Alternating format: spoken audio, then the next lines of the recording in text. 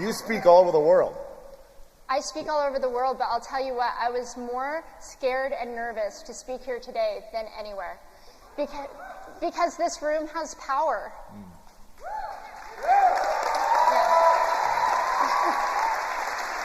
She was incredible, wasn't she? Incredible. We're going to do a few minutes of Q&A with Amy. So if you guys have a question. Do we have mics down here? Let's go here first. Thank you. You guys are seriously, this was just incredible. Yeah. I mean, the energy in this room is electric, unreal. Right? Absolutely. They bring the passion. They bring the passion. Hey, Amy. My name's Jacob. I'm from Hawaii, and I'm just such...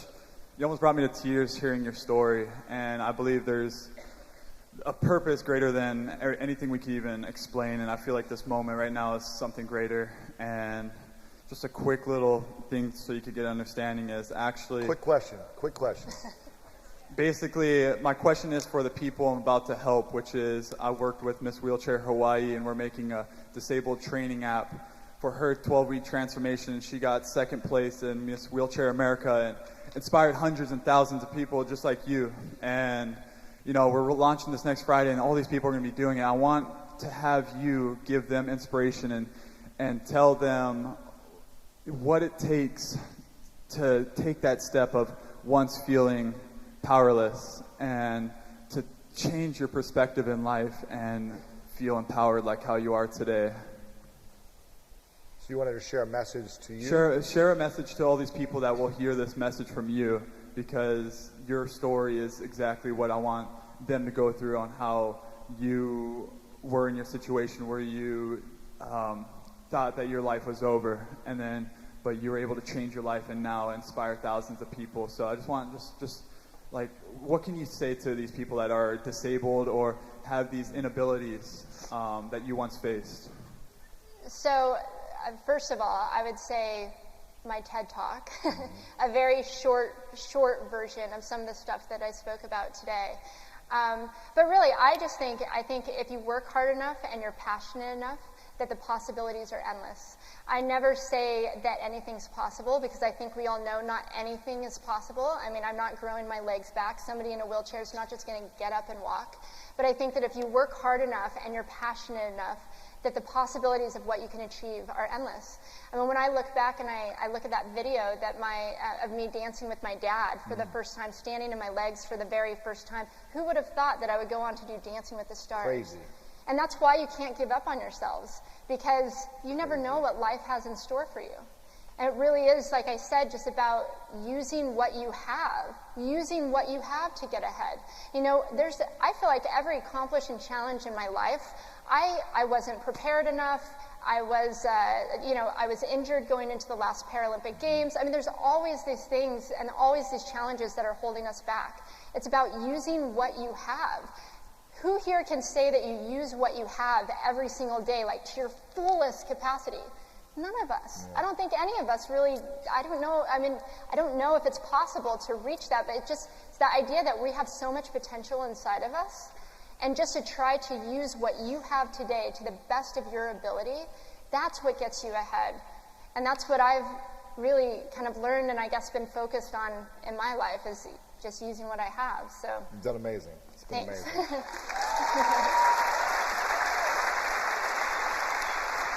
Right here. Hi, my name's Sam. I'm from Columbus, Ohio. I am grateful 14? I'm 14. Yeah. I'm grateful for time and having time to do things with the information that I'm getting here today from all these speakers. Good to be 14, right? Yeah, I know, right? I'm like, time. Yeah. And my question is, so I just started snowboarding a few years ago, and on your mountaintops, literal and figurative, when you're heading down whatever, maybe that jump, or you're going to start your new program for the Paralympics and snowboarding, why don't you just like turn around? What keeps you at each individual moment to do that thing, make that jump, or whatever it may be? You sure you're not 24? Yeah, I know, amazing. I could never even just stand up in front of people. I know, I could never stand up at 14 in front of this many people, so thank you. I think that you You said it. You talked about time. And the thing is, I'm very aware that we don't have time, that anything can change tomorrow. Your lives can change so fast. And for me, I'm very aware of my own mortality. I know that what I'm doing today I might not have the opportunity to do tomorrow. So every single day that I wake up and I'm healthy and I'm strong, I have a kidney transplant that keeps me on my toes more than my feet do. Because with a kidney transplant, you never know if it's going to fail. I don't know if I'm going to need 5 kidney transplants in my life or if this one will last a lifetime. So every single day that I'm healthy, I'm using what I have. And I'm pushing myself. And I'm trying to figure out what the possibilities are. Because we don't have time. Not to scare you, but but you know, that's what inspires me. It's like every single day I'm healthy, I'm working, I'm doing it, I'm working towards my dreams, my passions, my goals. Every single day that I have what I have today. So, yeah. So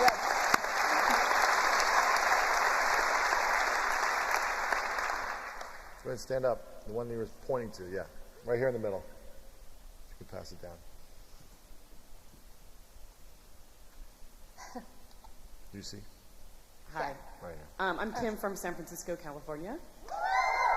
And I'm grateful for just all the stories. Like you said, like the stories are just so powerful. My question to you is, man, you've got this resume that's ridiculous. So my question is, what's next? Oh my gosh. So it's kind of interesting. So like Lewis said, I travel all over the world, and I usually speak to corporate events. I will speak to 20,000 people at a time, and it's all corporate, and it feels nothing like this. This is amazing. I love what I do, though. I get to connect with so many amazing people, and I hear so many different stories and share my stories. But there's a bit of a disconnect because I almost live in a bubble. Even though I'm speaking to thousands of people at a time, I'm in this little bubble because if you're not sitting in there with me, you don't get to hear it. I don't get to connect with you.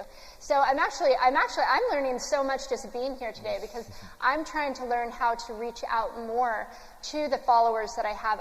When I have little kids come up to me in tears and saying that my story changed their life, like that's what I want to do more of. I'm really inspired by our younger generation, and I feel like they have more challenges than any of us have had with social media and trying to figure out where you fit in the world. And so I'm really inspired to reach out to more of these young kids, but in order to do that, there's a little bit of a bridge that needs to be made from my world of living in this bubble to being able to reach out more to my followers out there and be able to create the content really that the younger generation is going to, actually get something from. So what's moving forward is a passion and somewhat of a question mark. So we'll see how I do that. Yeah. There you go. There you go. Hi, my name is Kendall Crane. I'm from Nashville, Tennessee. I love Nashville. My question is, I've talked to a lot of people this weekend, and a lot of feedback that I've gotten, or a lot of, trying to figure out the word, a lot of what I've heard is that we're all kind of in this space where we're learning to tell our story. And like I'm personally in a place where I'm transcending my pain, and like you've gone through a lot of transition and transcending. I would love some tips on how you learn to tell your story, and any tips you would have for the people here. Did you have a speaker coach? So I'll tell you what, I called my speaking coach this morning. I haven't talked to her in probably a year. Wow. Because this event had so much power to me that I was like, I just want to make sure I'm on the right track here. And she's so amazing. She's never helped me write my speeches at all. She just reminds me of what's important. She reminds me that being vulnerable, that getting up here, and even if your voice cracks and you have tears going down your face, that's what matters. Because you know what? We think too much. Like our heads are constantly going, especially with a room of game changers like you guys. We always have something to do and go, and we're educating ourselves, and we're on Instagram, and we're feeding our brains. It's rare that we actually sit back and get to open our hearts. And so that's why it's so important to share our stories. And that's why I say that the stories that you are most scared to share, the ones that you are embarrassed about, the ones that you think, I could never share that story because nobody would ever understand, those are the stories that you should be sharing. even if your voice cracks, even if you cry. Those are the stories that will transform the world. Those are the stories that will inspire the people around you. So I think just everybody has a story. We all have a story. And sometimes people come up to me and they'll say, I'm really inspired by your story, but I don't have a story. So how do I inspire other people? And I think that's wrong. We all have a story. But I think we have to be careful with the stories that we tell ourselves, because those are the most important and powerful stories of all, because those stories shape who we become. So I'm up here just as nervous and scared as any of you would be getting up here sharing your story. Every single time I share my story, I relive it. And I do my best to I do my best to share the journey of it. It's crazy that I'm called a motivational speaker, because I don't go up and do the Tony Robbins kind of stuff. Like, I just share my experiences and what I've learned through them. And I hope that somebody in the audience can relate and that it impacts them to be able to move forward with their lives. So that's all it's about. It's about truly, truly just being you and being your most vulnerable self. Who's up top? Anyone up top? Anyone up top have a question? I can't see. Okay, I don't see anyone. Anyone down here? I know, it's in so the back, hard to see in the up back here. here. Okay. Go ahead. In the back here. I've neglected them up there for a while, so that's probably why. I know, there's lights up here, so we it's kind of hard to don't see all of you, but we know you're there. Go ahead. I'm from Toronto, Canada. My son is not able to use his legs. He has CP. He has a disability. And I'm trying to write my story. And I want to know if there's a ritual or something that you do, and our last speaker said, what do you do every day to keep you going the way you're going and to help inspire us all? You know what? I want to write a second book that's all about inspiration and how you do just that. Like, how do you wake up every day feeling inspired? And actually, I think you had one of the best answers that I've heard. We did an Insta story on my Instagram, and what'd I say? I can't remember. No, you said it's having the big picture. It's the big picture, because you can get really caught up in the challenges of what we're trying to accomplish here. Like, every day waking up, like, I have to sit down and write. I have to, like, all this stuff is hard. It is not easy, and there's nobody making you do it. So, like, you have to do it yourself. But if you have that bigger picture of your why, like, if you know your why, the how will always figure itself out. You have to be clear on those intentions. If you know your why, and for me, my why is that my why is honestly the little kids who come up to me who say that I've changed their life, or the lady who comes up to me that says that somehow hearing my story, she lost 100 pounds and it made her feel like she could follow her dreams as well. Like, it's so important to share these stories. And so even though there's all this work that's involved, and even though life can be really difficult, I think that it's just having that bigger picture, knowing your why. And I'm just so inspired by who I get to meet that's my why. One more, final question. Right here.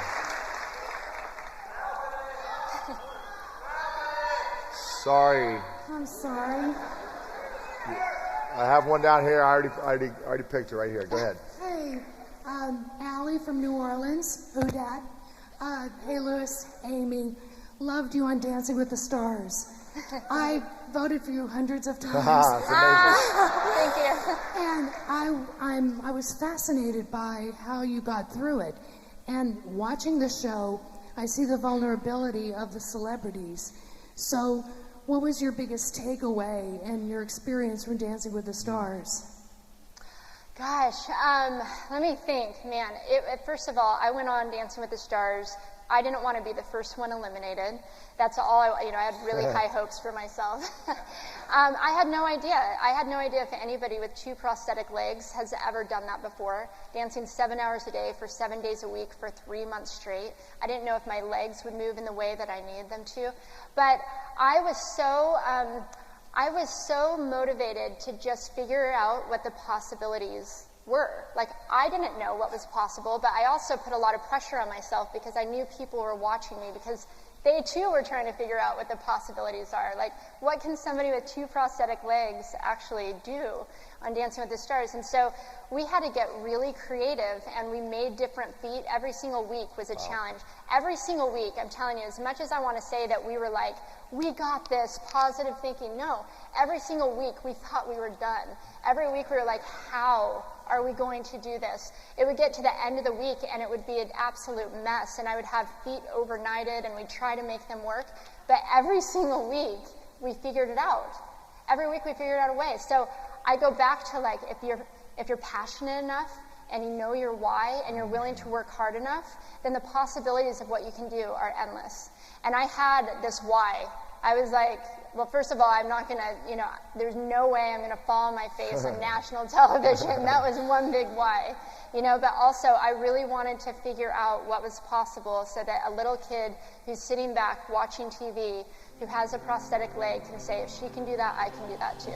If you're looking for more greatness in your life, make sure to check out this video right here. And also check out our free PDF, The 3 Secrets to Unlock the Power of Your Mind to help you change your life. Download it right here. He had a great quote that said, rest at the end, not in the middle. And that's something I always live by.